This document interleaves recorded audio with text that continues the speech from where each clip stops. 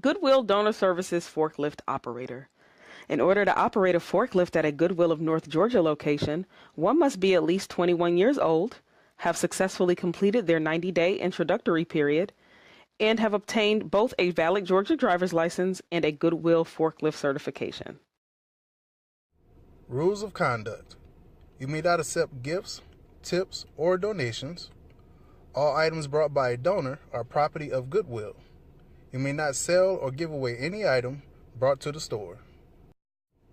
There is no horseplay allowed.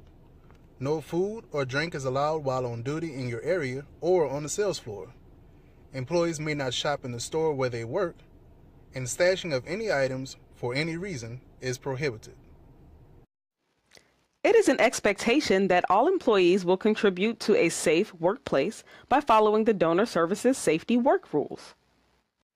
Goodwill Industries of North Georgia strives to provide a safe work environment for all employees, customers, donors, vendors, and visitors. It is important that all employees perform their job in the most careful and safe manner possible. The materials required for the forklift operation are the forklift, a full propane tank, the forklift checklist and a pin, the forklift keys, a face shield, approved chemical resistant gloves, and a back brace if desired. The forklift should only be used to move bales and gaylords. The forklift is not allowed on a box truck. Begin by completing the forklift checklist to make sure it is operating properly. Goodwill requires that each driver completes a checklist of their own prior to driving on a given day. The forklift operator works in partnership with the baler. In many instances, one may be responsible for both baling and forklift operation in some locations. To begin, pull slowly in front of the baler and lower your forks to the floor. The baler operator will then tilt the platform until the bale falls onto the forks. Then move slowly and place the bale in the center of the scale, allowing the bale to rest on the two wood planks.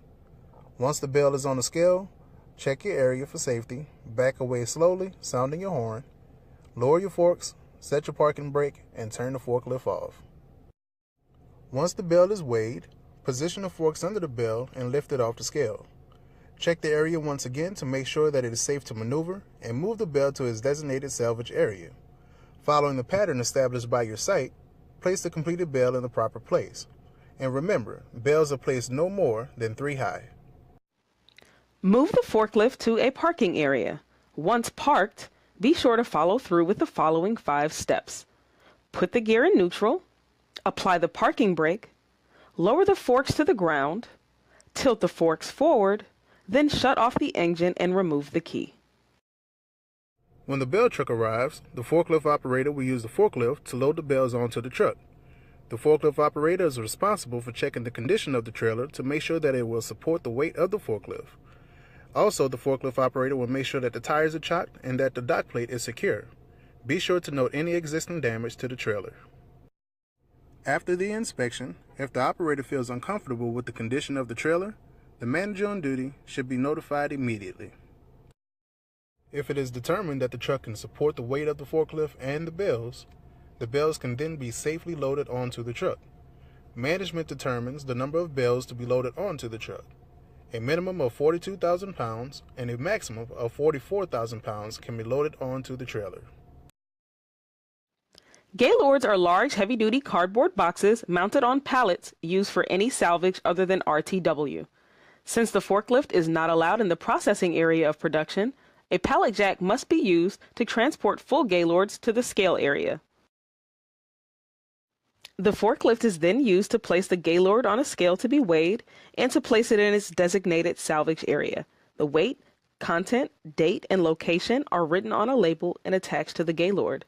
This data must also be logged on the salvage log. When placing a gaylord on the scale, the wood planks are to be removed from the scale first. Don't forget to reset the scale to 0. When the gaylord is weighed, position the forks under the gaylord and lift it off the scale. Check the area again to make sure the forklift can safely back up and move the gaylord to the designated salvage area. Following the pattern established by your site, place the completed gaylord in the proper place. Gaylords are never stacked more than 2 high. Always wear the appropriate PPE when handling propane.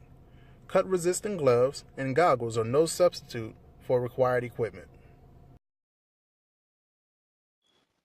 The following steps should be taken to remove and replace an empty propane tank. Park the forklift, turn it off, and remove the key. Using the face shield and chemical-resistant gloves, close the propane service valve on the tank. Crank the forklift and press the accelerator to flood the line and remove the key. Disconnect the hose from the tank, remove the tank, and place the tank on a hand truck secured with a flat bungee cord. Transport the empty tank to the propane cage and place it in the cage. Get a full tank from the cage and place it on a hand truck secured with a flat bungee cord. Now place the tank on the forklift, ensuring that the lock pin is lined up with the slot on the tank. Using the clamps on the forklift, secure the tank onto it. Now connect your hose and make sure that it is secure. Once your hose is connected, turn the propane on slowly, checking for leaks. If an accident should occur, immediately contact management. The operator must be drug screened within 24 hours and must be retrained and recertified by a member of the training team before they can use the forklift again. Before leaving for the day, sweep your area and make sure all walks are free from debris. Place all supplies in the proper place and return the forklift key to a member of management. Remember, clock out at the end of your shift. You are now about to take the forklift operator knowledge check.